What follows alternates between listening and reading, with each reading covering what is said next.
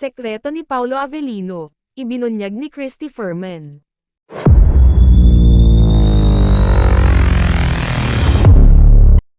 Ibinahagi ng kilalang showbiz columnist at talent manager na si Christy Fermin ang nakikita niyang dahilan kung bakit lumalakas ang appeal ni Paulo Avellino ngayong nakatambal na niya ang aktres na si Kim Chiu.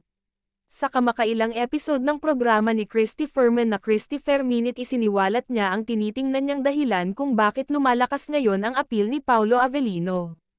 Ayon kay Christy Fermin, nagmumula ang malakas na appeal ni Paulo Avellino sa kanyang ipinapakitang image na suplado, pagiging tahimik at tila mailap. Ito umano ang ipinapakitang imahe ni Paulo Avellino sa lahat, gayong hindi naman siya ganoon dahil ang katotohanan ay napakabait umano ng aktor. Dagdag pa ni Christy Fermin na ito ang dahilan kung bakit nag-click ang tambalan nila ng aktres na si Kim Chiu na kilala sa pagiging masayahin at madaldal.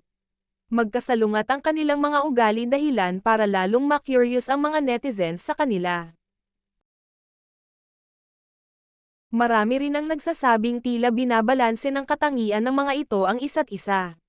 Sinegundahan naman ito ng kanyang co-host na si Romel Chica. Ipinunto pa nito ang napapansin nila sa tuwing ini-interview sina Paulo Avellino at Kim Chiu. Kapansin-pansin umano ang pagiging masayahin ni Kim Chiu at pagkamadaldal nito, samantalang si Paulo Avellino ay chill at relax lamang ang mga sagot. Sa kabilang banda, iginiit ni Christy Fermin na hindi naman totoong suplado ang aktor na si Paulo Avellino, sa katunayan ay napakabait umano nito at may respeto sa mga press people.